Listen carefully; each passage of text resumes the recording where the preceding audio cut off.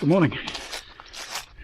Thought I'd give you a look around our place, our spring garden, and see if we can find Ruby and Barbara.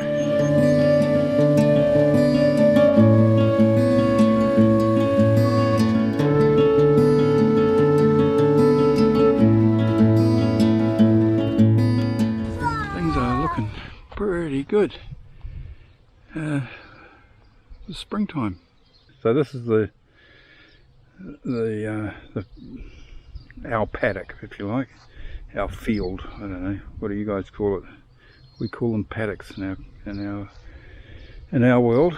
So over there is the farm, and the farm next door in that direction was part of the original huge big farm, 1,100 acres or something, and it got split in half, sold off as two separate entities, and this was the main farmhouse for the owner's house. Originally built in 1910, remodeled in 2003, so new, extended big time and completely different to the original. I don't know what the original looked like. Anywho, so our property is just this paddock, these beautiful big trees, and the house in the section around it. When I say ours, I mean ours in the bank. Yeah? Springtime, and look, there's even daffies out here. We're discovering things in this garden, and we're getting to know it slowly. In the summertime this was completely dry, got a lot of water in it now. Can you see him? There's our resident duck. I found him in some weeds, and amongst some weeds over there during the summer. This is the front boundary fence over here. There's a lot of gum trees here, and pines and oaks, and I don't know half the name of the things around the garden. Barbara, look what I've got.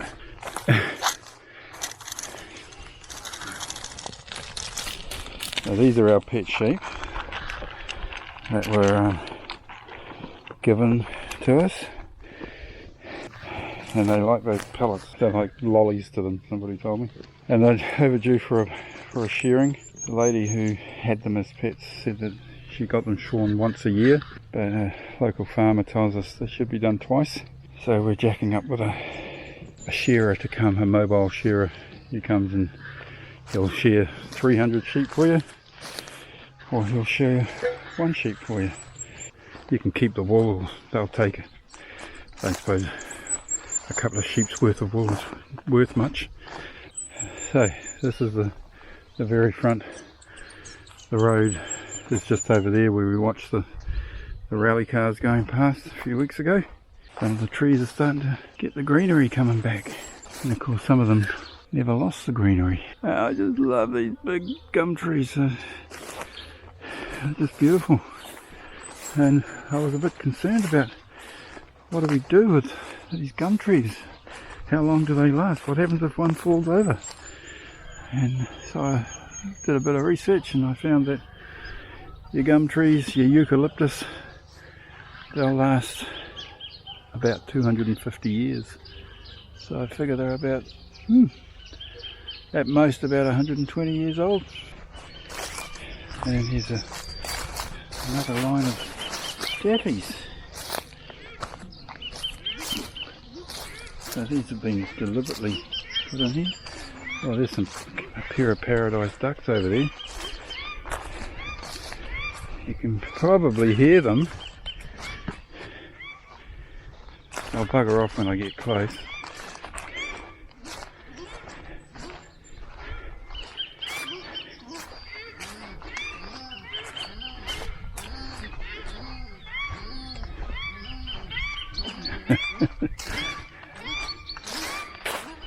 They're warning me to stay away.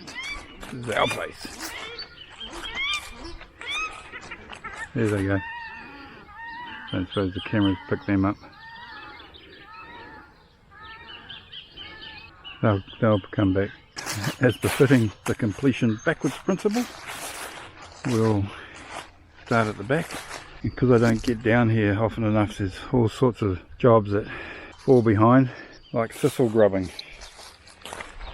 Need to go around and grub those nasty little buggers out. Big pile of bricks here. Lovely, all sorts of projects in mind for that. There's some flagstones there as well. I'm presuming all this came from the original house. So back here in this corner was another type of gum tree there. This was completely overgrown and it's not looking all that good right now because all that trimming is from us, and some more over there. But originally, the original owners, they must have been real keen gardeners. The garden is just gorgeous, but has been, the people who had the house before us had 2 little kiddies, so you know, we all know what that's like. When you got little kids, you don't have any time for anything apart from the day to day. But so this was, yeah, completely overgrown. And then compost area.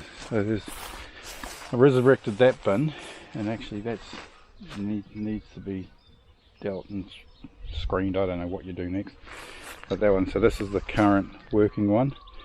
There's another bin there, another bin over there, some rusty old drums that I need to chop up and get rid of.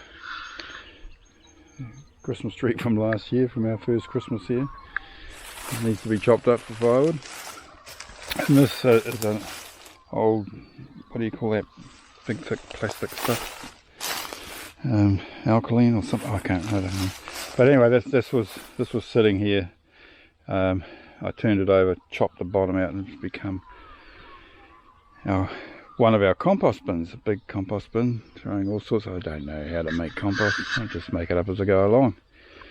And then the other one over there, now that was, I thought it was the lid for that, and it was over in the far corner, but it was actually another one that's already had the top and bottom cut off it, fairly rough too, and was lying on its side. So over time it had squished down and became an oval. So I got a piece of wood, jammed it in there, and this is also our compost. So this one I haven't added to for 3 months, and it was initially right over. You know, nearest neighbour's 500 metres away over there, and there's another one a few hundred metres on this side of the road. Not much in the way of neighbours. This is the back of the house, and this part of the house apparently is part of the original house, and then everything down there is extended. This is where I stacked the firewood for Mrs. V. I've done another 3 wheelbarrow loads around here this morning because it's still quite cold down here in the evenings and the first thing in the morning. We have a heat pump inside that heats the other end, the bedroom end of the house, and the lounge, which is here. There's a fireplace which heats the place quite nicely. Pity Mrs. V's not with me because she knows the names of all these flowers. What's that? Rhododendron? No! Dunno, right. But there's different sorts of them all around. A pink one over here. Does it smell? Oh, 30 years of smoking, I haven't got a sense of smell anyway. These are all a bit close to the house, so I reckon they need trimming back.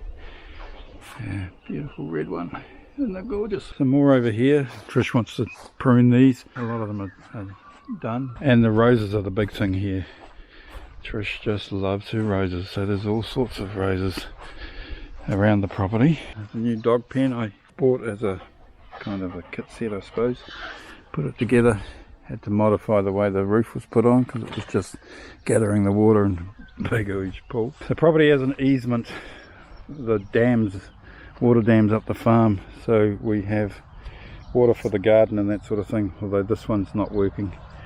Somehow or other it got damaged when they put the cattle yards in over there.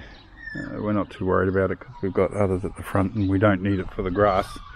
Just let the grass do its thing in the summertime. Down here we've got pears. These are Fijoas. The bloody dog loves them. And this tree over here, nothing on it.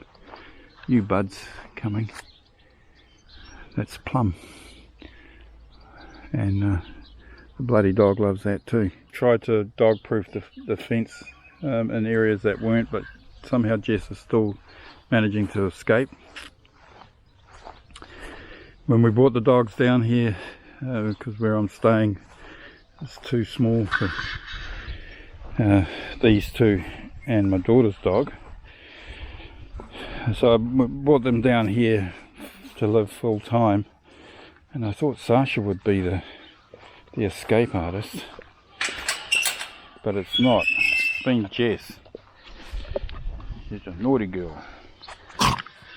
She's getting out and has caused Trish some major panics. And just yesterday, had them out walking around, went inside to make a coffee, came out 2 minutes later, couldn't find this little mongrel anywhere, and heard the dogs across the neighbours barking. Went down there, and there she is in their front paddock. She doesn't bother the sheep or anything, which is lucky, because otherwise she'd be gone. Okay, yeah, that's right. Spring tour. This is our water supply. 2 great big water tanks that get fed from the rainwater off the roof into there. At the moment we've got heaps of water. I must get up there today and just confirm that they are full, but just a week or so ago the overflow was happening, so they're both hooked up together, so as one fills up the other one fills up as well. As one empties, they both empty, and that's the overflow down there. So it was flowing out of there a week or so back. Our boundary comes around the driveway, this side of the driveway. We have an easement that we're allowed access on the driveway, and the farmer's great anyway. And then the boundary cuts in over here to our fence line somewhere, so we have access to the back of our garage. Double doors on the garage there. What are these ones called? I don't know. Are these rhododendrons or hibiscus or something? Roses in here. Roses, herbs. Oh, what's that? Rosemary. Cleared this out a couple of 3 times already. Things keep going. That's a native, one of the very few natives on the property. It's called a cabbage tree, otherwise known as tirakau, or properly known as tirakau. This is a strange little thing, this wall here, but behind here some old roses, and Trish has done all their pruning. Some ivy growing up, but some beautiful old roses in here. They had some gorgeous flowers on them. Which brings us around to our garage, and it's actually a 3-car garage.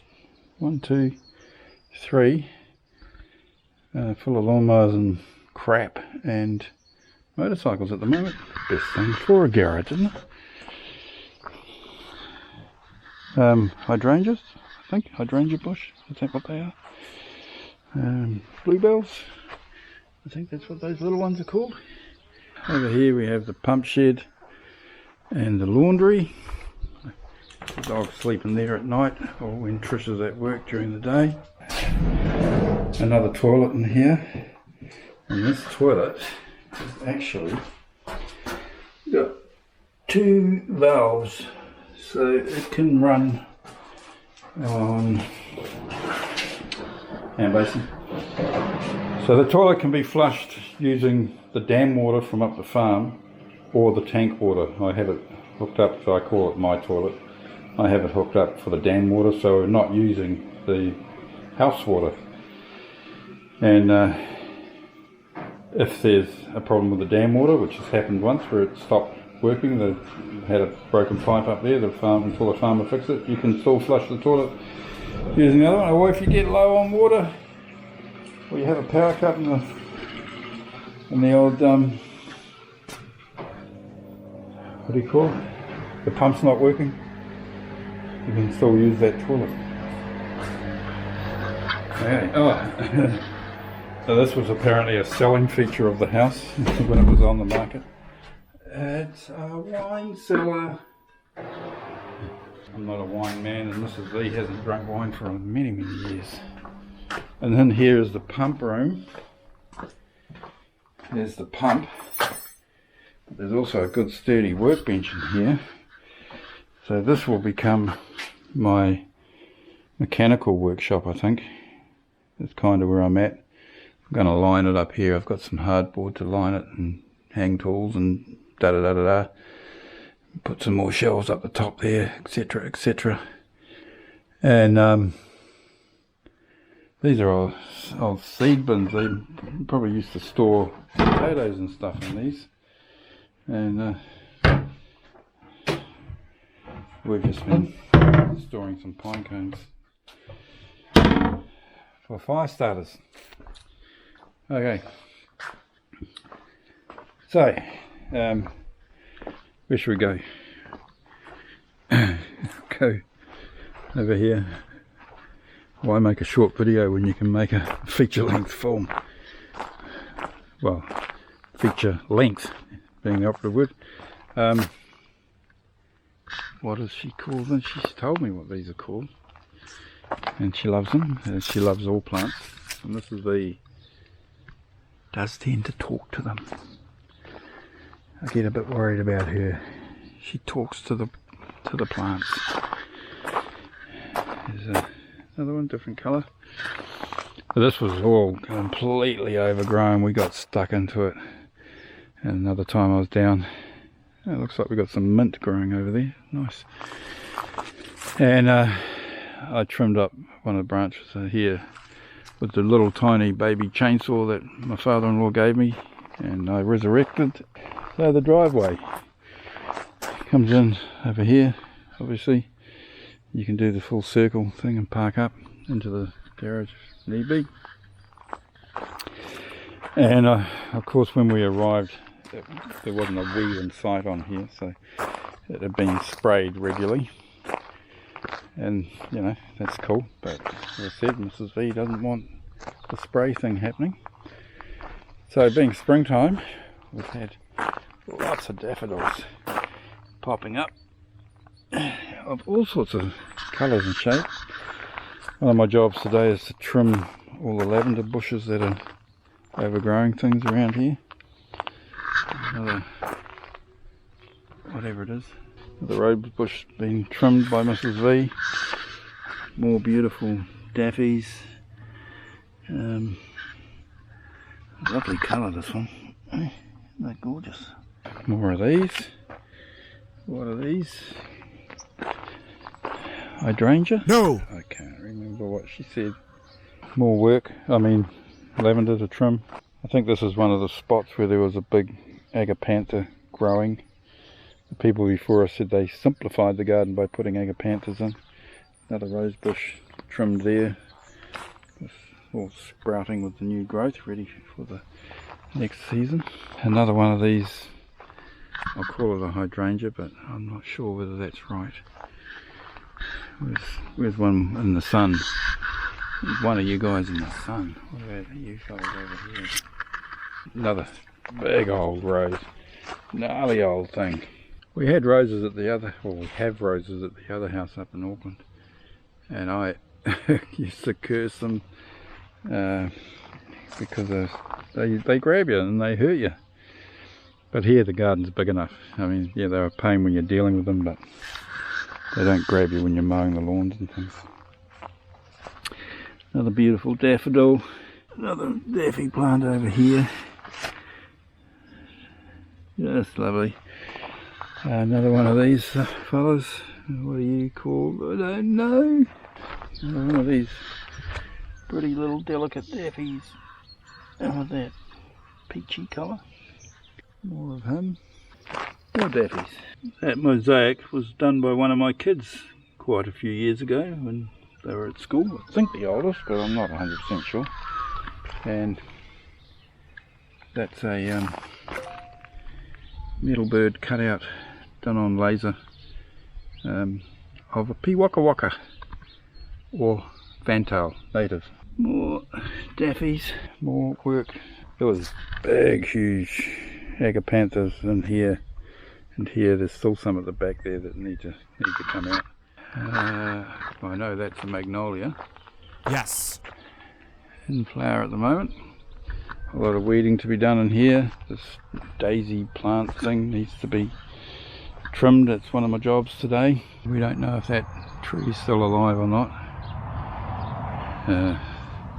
It's got all these sprouty things happening from down the bottom, and they've got buds on them, but we don't want them. We want the tree or the tree to come out. An old sandpit here needs to be resurrected. I'll use the old sand. It's full of wood lice and stuff in there, and line it properly for the grandkids eventually. A tree with fresh buds happening. More daffies. Another tree starting to come out with its green leaves. Don't know what it's called. More daffies. Tree with all the blossoms. Just gorgeous. And can you hear the bees?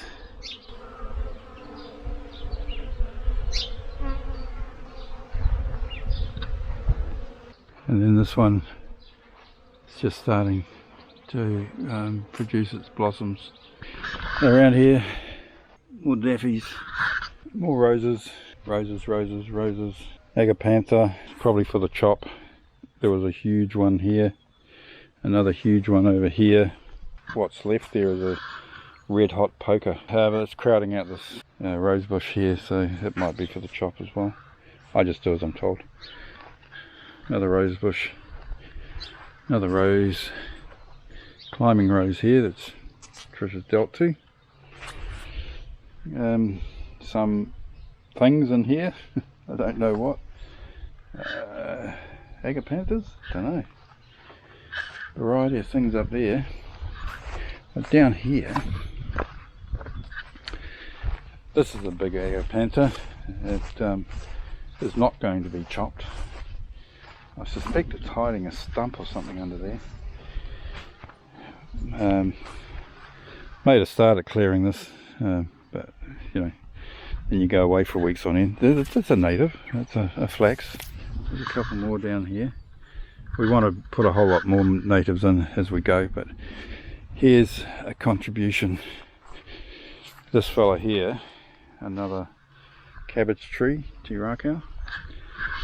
He was growing outside an office window at Westfield Railway Yards, and one of the managers moved into that office and it was blocking his window or something, so he dug it out, and they had it sitting up there for months, and I was told anybody could take it, but I said, oh no, I'm always going backwards and forwards on the bike.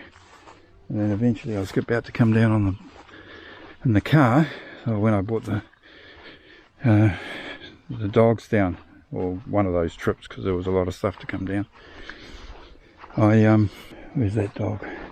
I said to them, can I still take it? So it had been sitting under a cover for about 3 or 4 months, that plant, and I brought it down, and then it sat here for about a month because I didn't have time to deal with it until Trish and I put it in the ground and said a little blessing for it. Yes, come on. Hey, good girl. And Sasha's a good girl. You're a good girl, Sasha. Yeah. You know you're onto a good thing, don't you, Sasha, hey? You don't run away.